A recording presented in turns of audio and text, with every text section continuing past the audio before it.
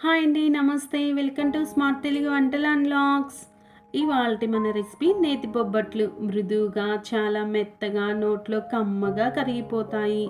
ఈ శ్రావణ మాసంలో వరలక్ష్మి వ్రతం రోజున కానీ లేదా ఏ శుక్రవారంలోనైనా అమ్మవారికి నైవేద్యంగా పెట్టడం కోసం ఈ బొబ్బట్లను ఈజీగా చేసేయవచ్చు. అలాగే రాబోయే వినాయక చవితికి వినాయకునికి నైవేద్యంగాను మరి ఈ నేతి బొబ్బట్లను ఈజీగా పర్ఫెక్ట్గా మెత్తగా చేసే ఆ ప్రాసెస్ ఏంటి ఈ వీడియోలోకి వెళ్ళి చూసేద్దాం. ఇక్కడ నేను ఒక బౌల్ తీసుకొని అందులోనికి 1.5 కప్పు వరకు శనగపప్పును తీసుకుంటున్నాను. సుమారు 200 గ్రామ్స్ వరకు. తరువాత వాటర్ వేసి పప్పును శుభ్రంగా 2-3 సార్లు కడిగి తీసుకోవాలి. ఇలా పప్పులో వాటర్ వేసినటువంటి తరువాత మూత పెట్టి 1 గంట పాటు పప్పును నానబెట్టుకోవాలి. ఇలా పప్పును నానబెట్టుకున్నటువంటి తరువాత పప్పును ఉడికించడం కోసం నేను ఇక్కడ కుక్కర్ను తీసుకుంటున్నాను. కుక్కర్లోనికి మనం ముందుగా నానబెట్టుకున్నటువంటి శనగపప్పును వాటర్తో సహా వేసినటువంటి తరువాత నేను ఇక్కడ పప్పును ఉడికించడం కోసం 1.5 గ్లాస్ వరకు వాటర్ను వేస్తున్నాను. అలాగే కొద్దిగా సాల్ట్ను వేసుకోవాలి. అలాగే పప్పు అంటుకోకుండా ఉండడం కోసం నేను ఇక్కడ 1 టేబుల్ స్పూన్ వరకు నెయ్యిని వేసుకుంటున్నాను. తర్వాత కుక్కర్ పైన మూత పెట్టి 6 విజిల్స్ వచ్చే వరకు ఉడికించుకోవాలి. ఇలా పప్పును ఉడికించుకున్నటువంటి తర్వాత కుక్కర్లో ఉన్నటువంటి ప్రెషర్ మొత్తం పోయినటువంటి తర్వాత విజిల్ను తీసివేసి కుక్కర్ను ఓపెన్ చేసుకోవాలి. ఇలా కుక్కర్ను ఓపెన్ చేసినటువంటి తర్వాత చూడండి, పప్పు చాలా చక్కగా ఉడికింది. ఇలా చేతితో మెదిపినప్పుడు పప్పు అనేటువంటిది చాలా మెత్తగా అయింది. ఉడికించిన పప్పులో వాటర్ ఉన్నాయి కదా, వాటర్ను వంపివేయడం కోసం నేను ఇక్కడ ఒక బౌల్ తీసుకొని దానిపైన స్ట్రైనర్ను పెట్టి స్ట్రైనర్ సహాయంతో పప్పులో ఉన్నటువంటి వాటర్ను క్రిందికి వచ్చే వరకు అనగా సుమారు 15 నుంచి 20 నిమిషాల పాటు ఈ పప్పును పక్కన పెట్టుకోవాలి. ఈలోపు పిండి కలుపుకోవడానికి నేను ఇక్కడ ఒక మిక్సింగ్ బౌల్ను తీసుకొని అందులోనికి 1.5 కప్పు వరకు మైదాను తీసుకుంటున్నాను. మైదాతో బొబ్బట్లు వేడి మీద బాగుంటాయి, కానీ చల్లారినటువంటి తరువాత సాగుతాయి.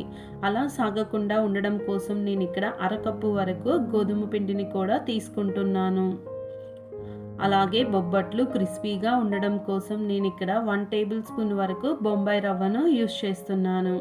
ఈ బొంబాయి రవ్వను వేయటం వలన బొబ్బట్లు చాలా టేస్టీగా ఉంటాయి. అలాగే ఇక్కడ నేను 2 టేబుల్ స్పూన్ల వరకు నెయ్యిని వేసుకుంటున్నాను.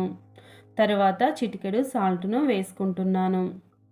మనం ప్రిపేర్ చేసే బొబ్బట్లు కలర్ఫుల్గా ఉండడం కోసం నేను ఇక్కడ ఎల్లో ఫుడ్ కలర్ను వేసుకుంటున్నాను. ఈ ప్లేస్లో మీరు పసుపునైనా కూడా యూస్ చేయవచ్చు. ఇది పూర్తిగా ఆప్షనల్, మీకు ఇష్టమైతే యూస్ చేయవచ్చు. తర్వాత ఈ మొత్తం కూడా పిండిలో కలిసే విధంగా బాగా చేతితోటి పిండిని రఫ్ చేసుకుంటూ కలుపుకోవాలి.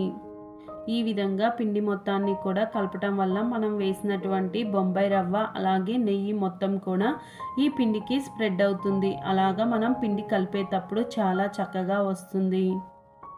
సరిపడా నీళ్ళను కొంచెం కొంచెం వేసుకుంటూ పిండిని బాగా కలుపుకోవాలి. ఎందుకంటే వాటర్ ఒకేసారి వేసినట్లయితే పిండి మొత్తం కూడా జారుడుగా అయిపోతుంది. అలా కాకుండా కొద్దిగా వాటర్ను వేసుకుంటూ పిండి మొత్తాన్ని కూడా చపాతీ ముద్దలాగా కలుపుకోవాలి. పిండి మొత్తాన్ని కూడా ఈ విధంగా కలుపుకోవాలి. ఇలా కలుపుకున్నటువంటి తర్వాత పిండిని మనం వేలుతో ప్రెస్ చేసినప్పుడు పిండి మన చేతికి అంటుకుంటుంది. అలా అంటుకోకుండా ఉండడం కోసం నేను ఇక్కడ 1 టేబుల్ స్పూన్ వరకు నెయ్యిని వేసి ఈ విధంగా పైన మొత్తాన్ని కూడా అప్లై చేస్తున్నాను. ఇలా చేయడం వలన పిండి మన చేతికి అంటుకోకుండా ఉంటుంది. అలాగే పిండి కూడా చాలా సాఫ్ట్గా మెత్తగా ఉంటుంది. ఈ పిండిని ఒక అరగంట సేపు మూత పెట్టి పక్కన పెట్టుకోవాలి. ఈలోపు పిండిలోని వాటర్ మొత్తం కూడా సపరేట్ అయినటువంటి తర్వాత పప్పును ఈ విధంగా ఒక మిక్సీ జార్ తీసుకొని అందులోనికి కొద్దిగా వేసుకుంటూ మెత్తని పేస్ట్గా మిక్సీ పట్టుకోవాలి. నేను పప్పు మొత్తాన్ని కూడా ఈ విధంగా మిక్సీ పట్టి పక్కన పెట్టుకుంటున్నాను. బొబ్బట్లకు స్టఫింగ్ను ప్రిపేర్ చేయడం కోసం నేను స్టవ్ పైన ఒక కళాయి పెట్టి అందులోనికి 1.5 కప్పు వరకు బెల్లంను వేసుకుంటున్నాను. నేను 1.5 కప్పు వరకు పప్పును తీసుకున్నాను కాబట్టి నేను ఇక్కడ బెల్లాన్ని కూడా 1.5 కప్పు వరకు తీసుకుంటున్నాను. వాటర్ ఏమీ లేకుండానే మంటను మీడియం ఫ్లేమ్లో ఉంచుకొని ఈ బెల్లం మొత్తాన్ని కూడా పూర్తిగా కరిగేంత వరకు కలుపుకోవాలి. దీనికి పాకమేమీ పట్టనవసరం లేదండి. ఇలా బెల్లం మొత్తం కరిగినటువంటి తరువాత మనం ముందుగా ప్రిపేర్ చేసుకున్నటువంటి ఈ పిండి ఉండను ఈ పాకంలో వేసుకొని పాకం మొత్తం కలిసే విధంగా బాగా గరిటెతోటి కలుపుకోవాలి. మంటను లో ఫ్లేమ్లో ఉంచుకొని కలుపుకోవాలి. ఇలా పాకం మొత్తం కూడా పిండి అబ్జర్వ్ చేసినటువంటి తర్వాత పూర్ణం మరింత టేస్ట్గా ఉండడం కోసం నేను ఇక్కడ 1 టేబుల్ స్పూన్ వరకు ఇలాచీ పౌడర్ను అలాగే 2 టేబుల్ స్పూన్ల వరకు నెయ్యిని వేసుకుంటున్నాను. ఈ నెయ్యిని వేయటం వలన పూర్ణం చాలా టేస్టీగా ఉంటుంది. అలాగే పిండి ప్యాన్కి అంటుకోకుండా కూడా ఉంటుంది. ఈ విధంగా మంటను మీడియం ఫ్లేమ్లో ఉంచుకొని పిండి మొత్తం కూడా పాకం అబ్జర్వ్ చేసినటువంటి తర్వాత నేను ఇక్కడ 1 టేబుల్ స్పూన్ వరకు ఎండు కొబ్బరి తురుమును వేసుకుంటున్నాను. చూడండి పిండి మొత్తం కూడా చాలా చక్కగా మనం పూర్ణం ప్రిపేర్ చేసుకోవడానికి కరెక్ట్గా వచ్చింది. ఇలా స్టవ్ కట్టేసి ఈ మిశ్రమాన్ని పూర్తిగా చల్లారేంత వరకు పక్కన పెట్టుకోవాలి. ఇలా చల్లారినటువంటి ఈ మిశ్రమాన్ని నేను 2 బౌల్స్లోనికి తీసుకుంటున్నాను. ఒక దానితోటి నేను బొబ్బట్లను అలాగే ఇంకొక దాంతో పూర్ణంను ప్రిపేర్ చేస్తున్నాను. ఇలా పిండి చల్లారినటువంటి తరువాత చేతికి కొద్దిగా నెయ్యిని అప్లై చేసుకొని ఈ పిండిని రౌండ్ బాల్గా చుట్టుకోవాలి. ఈ విధంగా చుట్టుకుంటే సరిపోతుంది. ఇలా పిండి మొత్తాన్ని కూడా నేను ఇలా రౌండ్ బాల్స్గా చుట్టుకొని పక్కన పెట్టుకుంటున్నాను. బొబ్బట్లను ప్రిపేర్ చేయడం కోసం మనం ముందుగా కలుపుకున్నటువంటి పిండి కూడా చూడండి చాలా మెత్తగా సాఫ్ట్గా వచ్చింది. తర్వాత పిండిని మరొకసారి మన చేతితోటి కలిపి ఈ విధంగా రౌండ్ బాల్స్గా చుట్టుకొని పక్కన పెట్టుకోవాలి.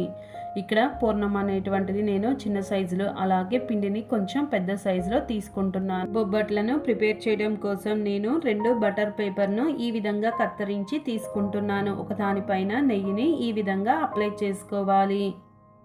ఈ బటర్ పేపర్ పైన కూడా మనం ఎంతవరకు అయితే మనం బొబ్బట్లను ప్రిపేర్ చేసుకుంటామో అంతవరకు నెయ్యిని అప్లై చేసినటువంటి తర్వాత మనం ముందుగా కలుపుకున్నటువంటి పిండి ఉండను ఈ విధంగా చిన్న సైజు పూరీలాగా చేసినటువంటి తర్వాత మనం ముందుగా ప్రిపేర్ చేసుకున్నటువంటి పూర్ణం పైన ఈ విధంగా ఈ వీడియోలో చూపిస్తున్నట్లు ఈ పిండిని పూర్ణం పైన కవర్ చేసుకోవాలి. ఇలా కవర్ చేసినటువంటి తర్వాత ఎక్స్ట్రా ఉన్నటువంటి పిండిని ఈ విధంగా తీసివేసుకోవాలి. ఇలా తీసివేసినట్లయితే పూర్ణంను పర్ఫెక్ట్గా ప్రిపేర్ చేయవచ్చు. ఇలా ప్రిపేర్ చేసుకున్నటువంటి పూర్ణంను ఇలా చేతివేళ్ళతోటి కొద్దిగా ప్రెస్ చేసుకొని తరువాత నెయ్యిని వేసినటువంటి తరువాత 2వ బటర్ పేపర్ను వేసి ఈ విధంగా మన చేతివేళ్ళతోటి ప్రెస్ చేసుకోవాలి. ఎంత వీలైతే అంత పలుచగా మనకు కావాల్సినంత సైజులో ఈ బొబ్బట్లను మనం ప్రిపేర్ చేసుకోవచ్చు. నేనైతే ఈ వీడియోలో చూపిస్తున్న విధంగా ప్రిపేర్ చేసుకుంటున్నాను. మీరు ఫస్ట్ టైం ట్రై చేస్తున్న వాళ్ళైతే మీకు ఈ మెథడ్ కష్టంగా ఉన్నట్లయితే మీరు చపాతీ కర్రతో కూడా ఈజీగా బొబ్బట్లను ప్రిపేర్ చేసుకోవచ్చు. తర్వాత స్టవ్ పైన ఒక ప్యాన్ పెట్టి ప్యాన్ హీట్ అయినటువంటి తర్వాత కొద్దిగా నెయ్యి అప్లై చేసినటువంటి తర్వాత ముందుగా మనం ప్రిపేర్ చేసుకున్నటువంటి బొబ్బట్లను ఈ విధంగా వీడియోలో చూపిస్తున్నట్టు చేతివేళ్లతో తట్టినటువంటి తర్వాత ఈజీగా బటర్ పేపర్ను రిమూవ్ చేయవచ్చు. మంటను మీడియం ఫ్లేమ్లో ఉంచుకొని బొబ్బట్లను 2 వైపులా కూడా కాల్చుకోవాలి. ఇలా ఎంత వీలైతే అంత నెయ్యి వేసుకుంటూ 2 వైపులా బొబ్బట్లను ఈవెన్గా కాల్చుకోవాలి. సో అంతేనండి, ఎంతో ఈజీ అండ్ టేస్టీ అయిన నేతి బొబ్బట్లు రెడీ. మీరు ట్రై చేసి మీకు ఎలా వచ్చిందో నాకు కామెంట్ సెక్షన్లో తెలియచేయండి. మరి నా వీడియో మీకు నచ్చినట్లయితే నా ఛానల్ని సబ్స్క్రైబ్ చేయండి. అలాగే లైక్ చేయటం షేర్ చేయటం అస్సలు మర్చిపోకండి. మరొక మంచి రెసిపీతో